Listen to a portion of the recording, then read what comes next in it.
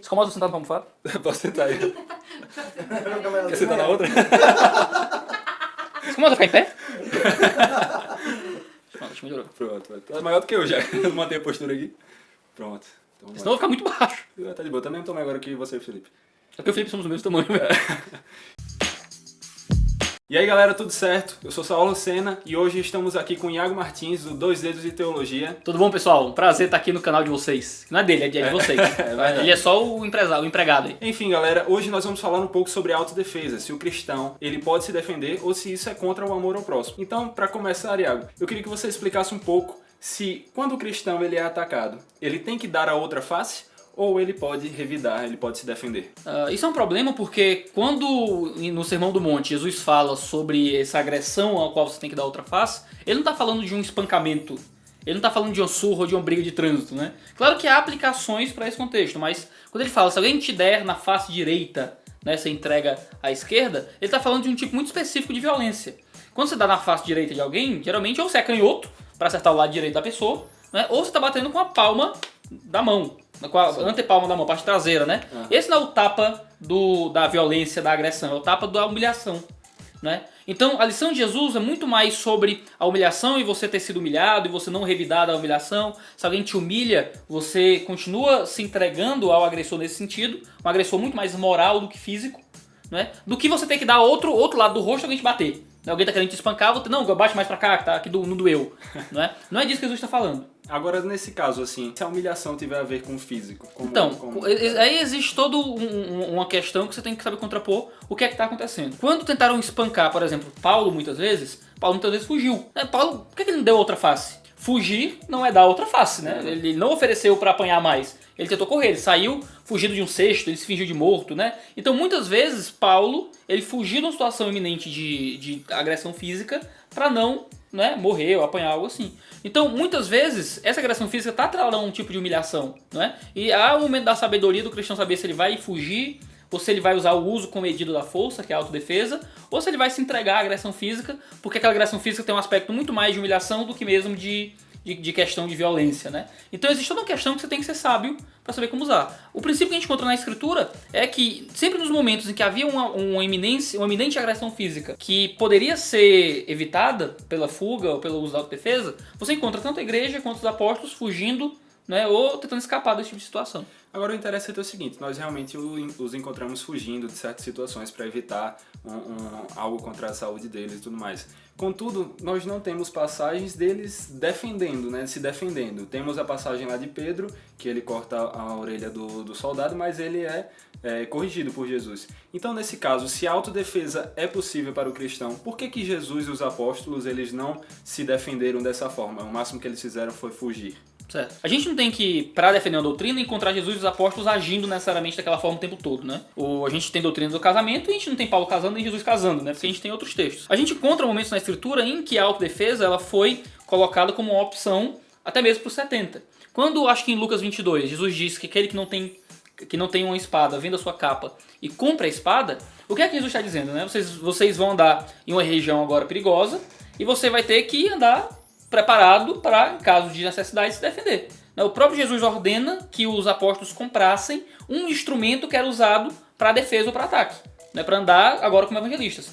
Ele dizia, vocês foram antes sem dinheiro, foram antes sem sandália, foram descalços, agora não, agora vocês vão levar dinheiro, vão levar sandália e vão levar espada. Para que serve a espada? É para roubar as pessoas na rua? Não. Eles iam entrar numa guerra? Não. Era para eles poderem se defender num contexto, né, de violência e de dificuldade. Agora realmente tem essa passagem, só que muitas pessoas argumentam que no versículo final, que se não me engano é o 38, Jesus diz basta, né? Então como interpretar isso em relação à autodefesa? Pronto, o plero, que é usado ali, né, para a ideia de basta, ela nunca é usada para falar, pelo menos não no Novo Testamento você não encontra isso em lugar nenhum, para se referir a um basta retórico de chega. Tá bom, não quero mais ouvir sobre isso. Então não era nesse sentido. Não, a ideia de é suficiente. Quem não tem espada, compra. A gente tem duas. É suficiente. Então já deu. Já deu, pronto, duas dá. Né? Ele usa a palavra grega plero, que traz a ideia de tornar algo completo, tornar algo cheio, né, de ser o suficiente de alguma coisa. A ideia de pleroma fala de plenitude, né? Então quando Jesus usa plero para dizer, não, tá bom, essas espadas, ele não tá usando isso para dizer, já chega de espada.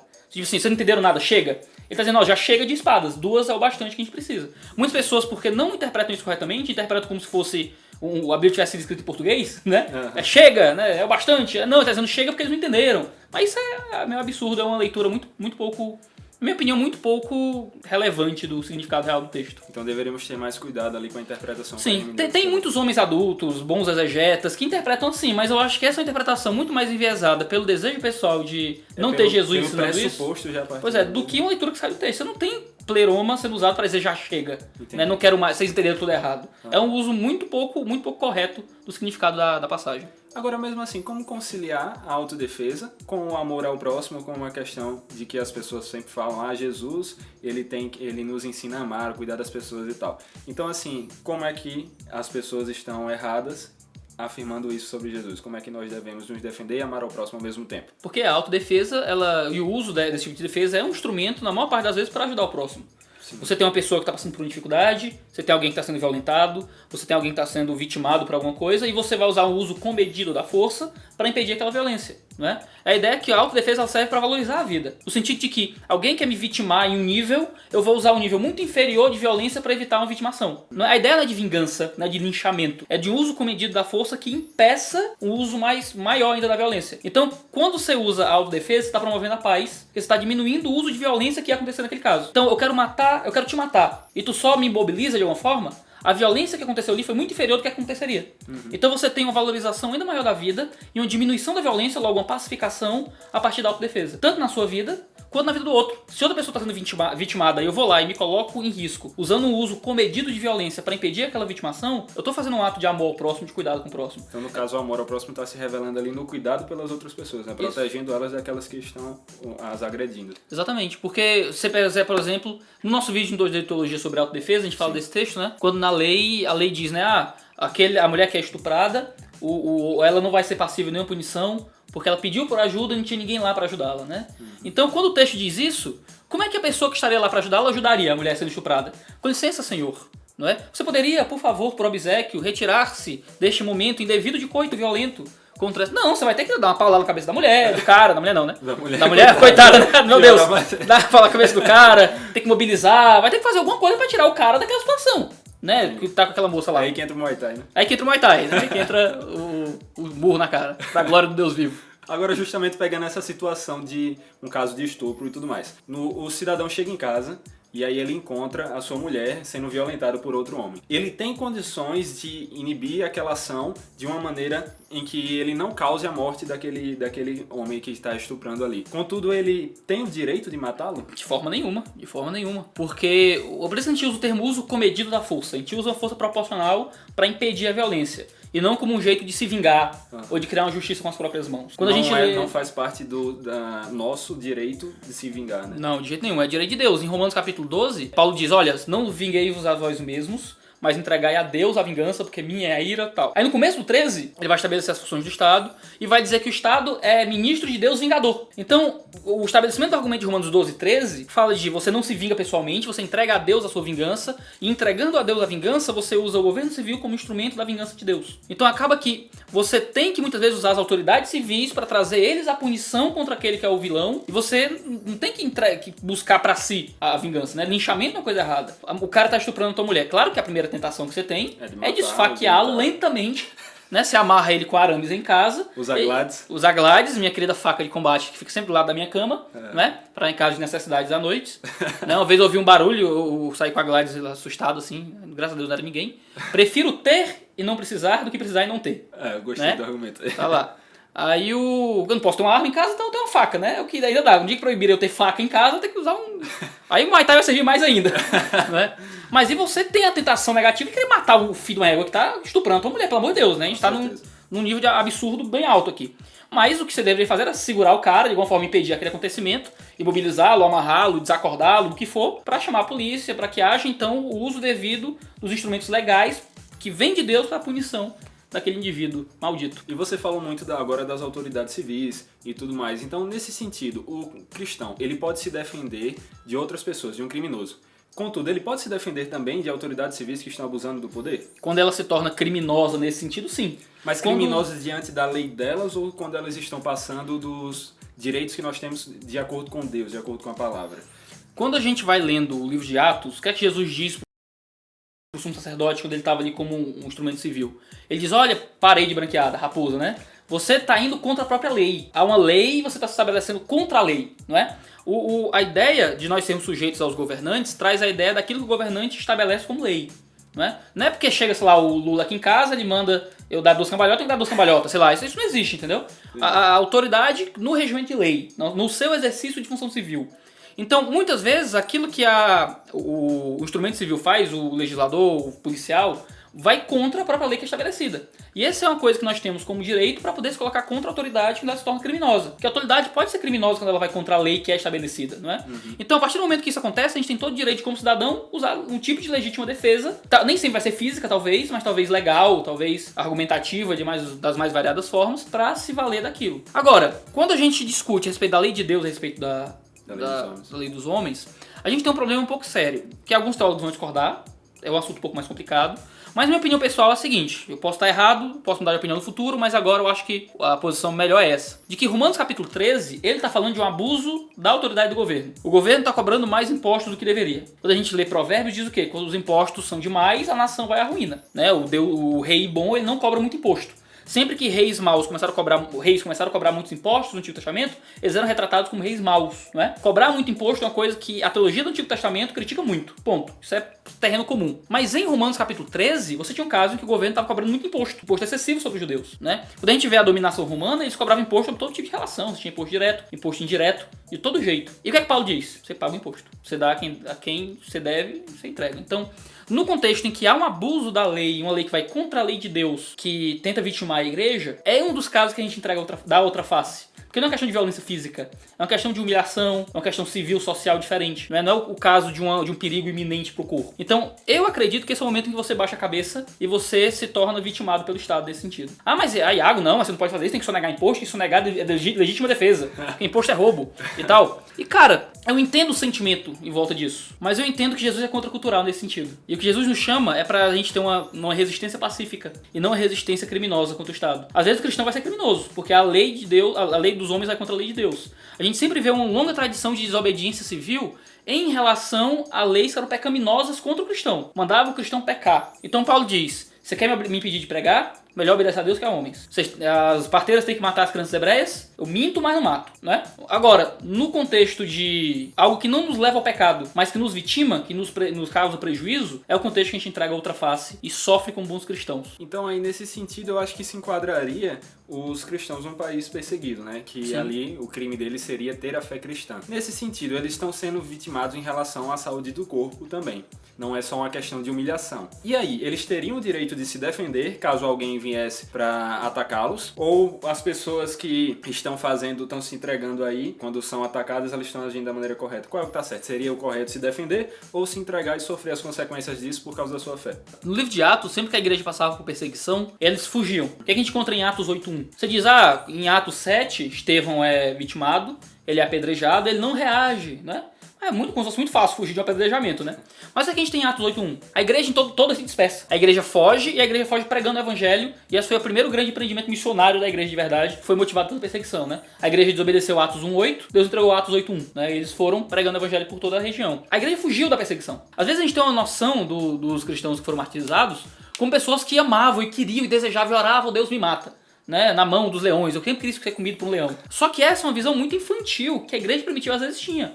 De louvar o martírio como sendo um tipo de vida superior, eu devo desejar o martírio, correr atrás do martírio. Isso não é pregado em nenhum momento da escritura. E a gente trata os erros da igreja primitiva como se fosse um acerto, né? Que era esse louvor à morte por perseguição, né? O correto é que o cristão tente achar um ambiente de paz. Em 1 Timóteo capítulo 2, ele diz que nós temos que orar pelas autoridades para que nós tenhamos uma vida pacífica.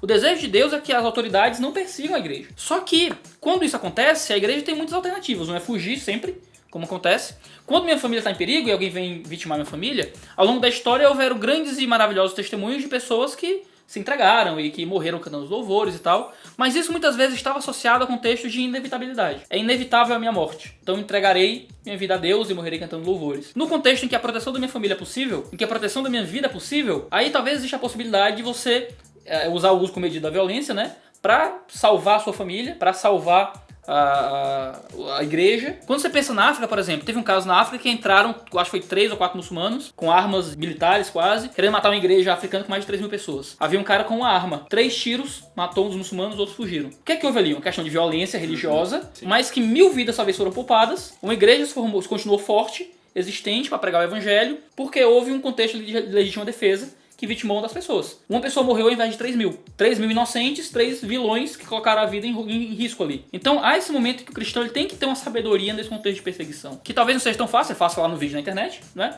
Mas que na vida real é um pouco mais cheio de tons de cinza. De quando é que seria melhor ou não, né? A gente tem uma mente muito sistemática, a gente quer ter a resposta certa, né? Daqui pra cá pode, daqui pra cá não pode, daqui pra cá é martírio. Não é difícil. Os limites exatos, né?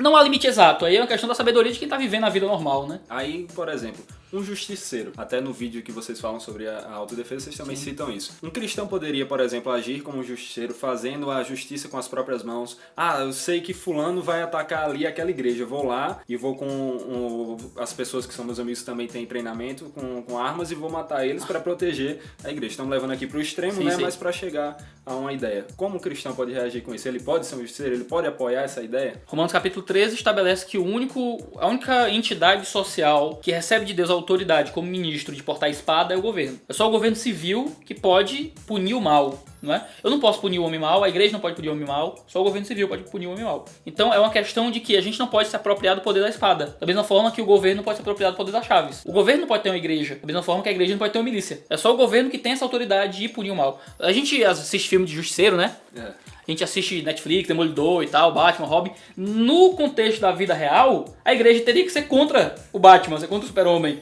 Porque eles são justiceiros. Eles teriam que, para poder agir da forma correta, seria agregados. Eles tinham que ser agregados à força policial, agregados à força do governo, né? Não pode ser uma pessoa que trabalha acima da lei. Porque a lei é rei, né? Rutherford, o famoso presbiteriano escocês, ele escreveu a lei é rei, né? O rei não está acima da lei, mas é a lei que está acima do rei, né? Então a gente tem que ter a lei acima dos indivíduos que querem fazer justiça através das próprias mãos. Então, no caso, realmente existem casos em que nós podemos nos defender, sim, mas também existirão casos em que não poderemos, né? Sim, o contexto, para você perceber, às vezes é muito claro, né? Há um perigo iminente que só pode ser evitado com o uso da força, com o uso comedido de força, há um contexto de autodefesa. Agora não há nenhum perigo imenente. Ah não, eu sei que o cara ali é assaltante, vou matar. Não, isso não existe. Né? Talvez haja um contexto um pouco mais nebuloso, que é o contexto de guerra civil, que é o contexto como no ISIS, que você tem milícias cristãs armadas que trabalham muitas vezes contra milícias muçulmanas, né? E talvez num contexto de guerra há uma questão um pouco mais nebulosa aí que tem que ser analisada, que eu não sei se estou preparado para analisar cada detalhe. Mas no contexto da vida normal, que é a maioria do que tá assistindo aqui, tu não tá na guerra, tu não tá no Oriente Médio, tá ligado? Tu tá videogame. Tu tá caçando Pokémon e tu quer saber se pode bater no vagabundo que pegou teu smartphone, tá ligado? Pegou o Pikachu. Roubou teu Pikachu. Então nesse contexto você não pode fazer uma autodefesa preventiva, que é autodefesa, né? Aí já é violência. Aí o cara vai ter que se autodefender de você. Você é o vitimador, não o contrário. Agora falando sobre isso, tendo noção de que nós podemos nos defender em situações e outras não, mesmo tendo o direito de se defender em alguma situação, o cristão pode optar por abrir mão desse direito? Pode. Como algum meio de testemunhar da fé ou coisa do tipo? Porque realmente existem cristãos que são perseguidos em outros países e eles às vezes têm a condição de fugir, às vezes têm a condição de se defender ali e escapar, mas eles preferem se entregar.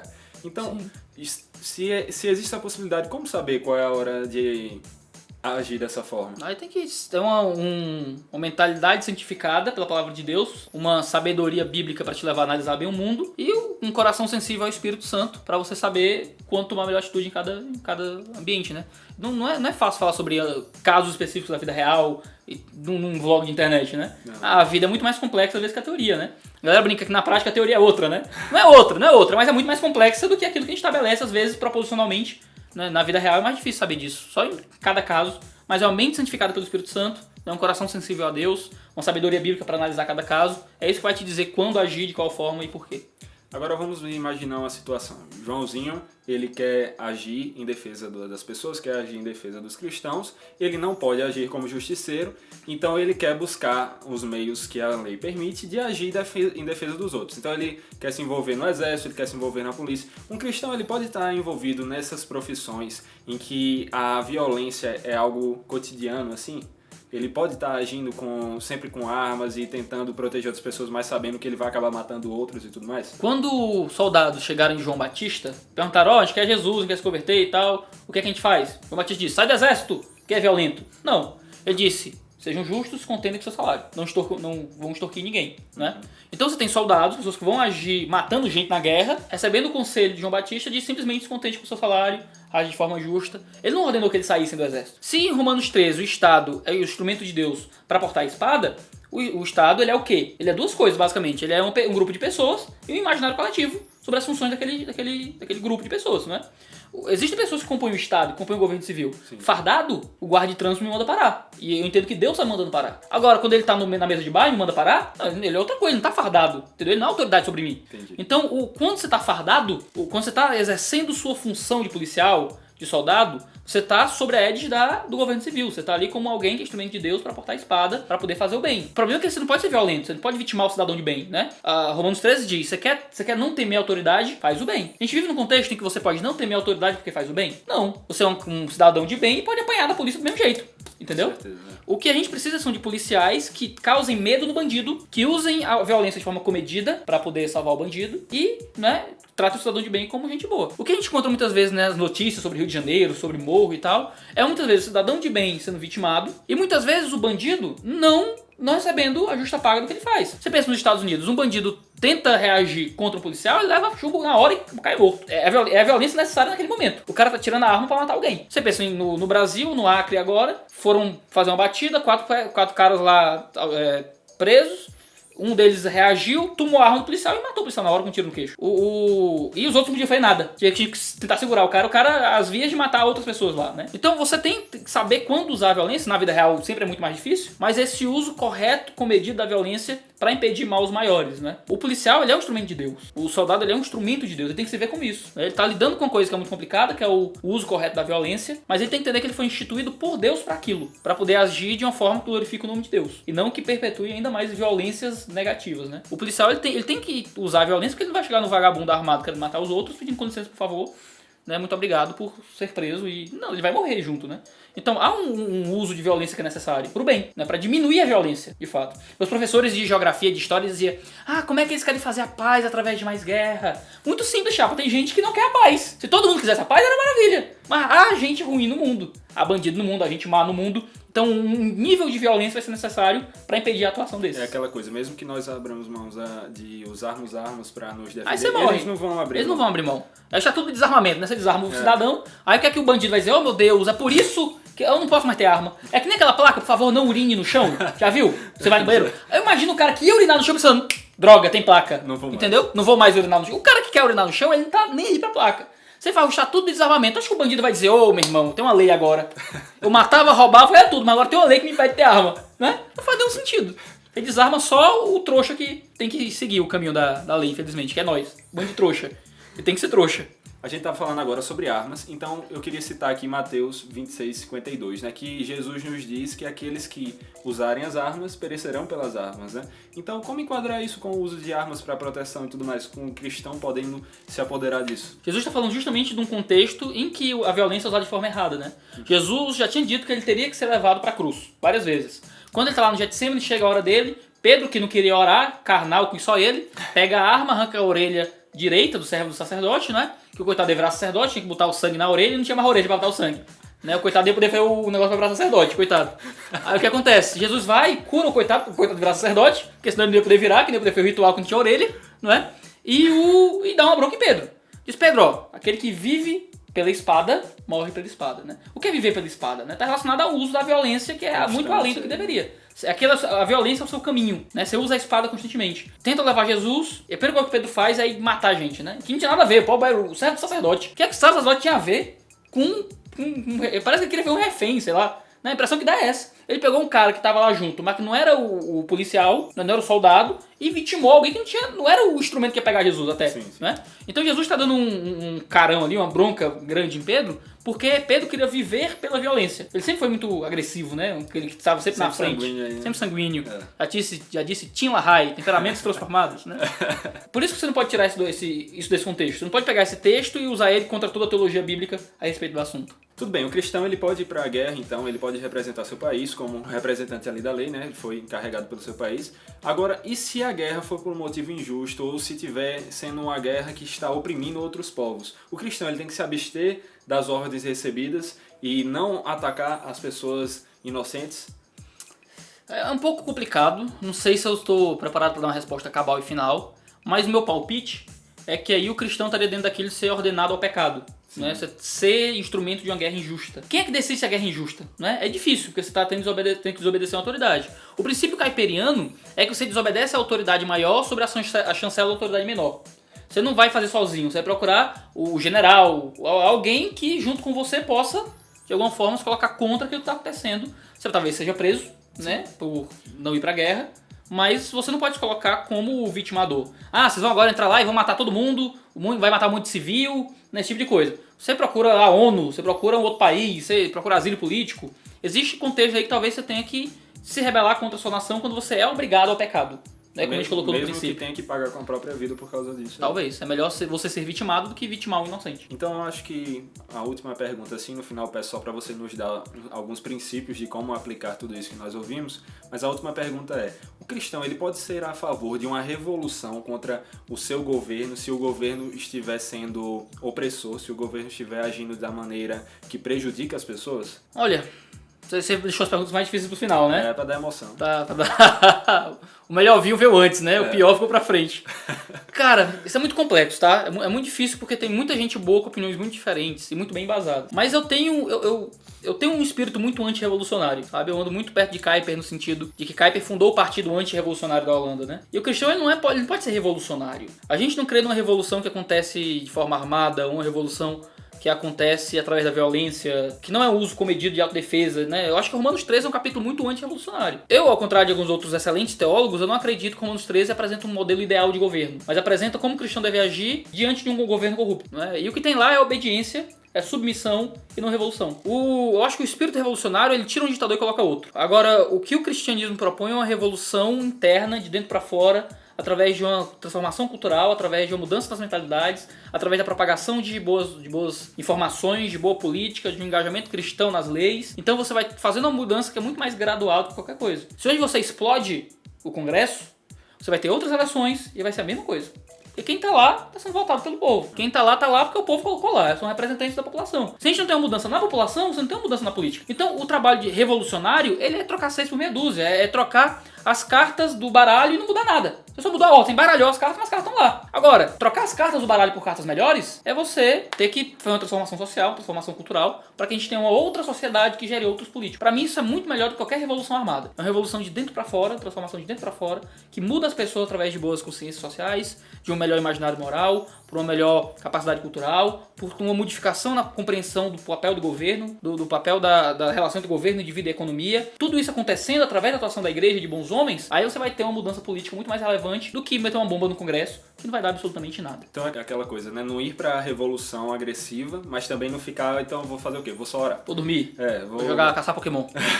A pessoa tem que tentar se envolver, tem que tentar se envolver com a sociedade, com a política dentro do que ela pode, pensar direitinho quem ela vai eleger e tudo mais, e agir diante do que Deus permite para que o governo possa glorificar ao Senhor, não é isso? Exatamente. Então, para finalizar tudo isso, para resumir, tenta colocar para nós aqui alguns princípios para que possamos saber quando devemos agir em defesa do próximo, em defesa de nós mesmos, da nossa família, e quando devemos realmente dar a outra face. No vídeo do 2 Dedos de Teologia, em que a gente fala sobre autodefesa, a gente coloca um texto de Êxodo que eu acho muito interessante, que é quando diz que se alguém tá entrando na tua casa para te roubar, se aquela pessoa entra na tua casa de noite e você a mata, você não é réu de juízo. E nada. Você matou uma pessoa que estava invadindo sua casa à noite, não dá em nada. Mas se é de dia, ou já amanheceu o dia, você mata, você é réu de juízo. Você vai ser morto por ter matado a pessoa. Qual é a diferença da noite pro dia nesse sentido? É porque o sol é diferente, se tiver luz? É porque tudo era muito escuro. Uma pessoa que entra na tua casa à noite, você não sabe o que ela tá tentando fazer. Se você mata ela naquela circunstância, você tá defendendo a sua família. Tem uma pessoa invadindo a minha casa, ela pode matar minha mulher. Né? Você não pode se arriscar. Você não pode arriscar. Agora, quando é de dia, você sabe o que a pessoa tá fazendo. Ela tá pegando coisas. Ou então,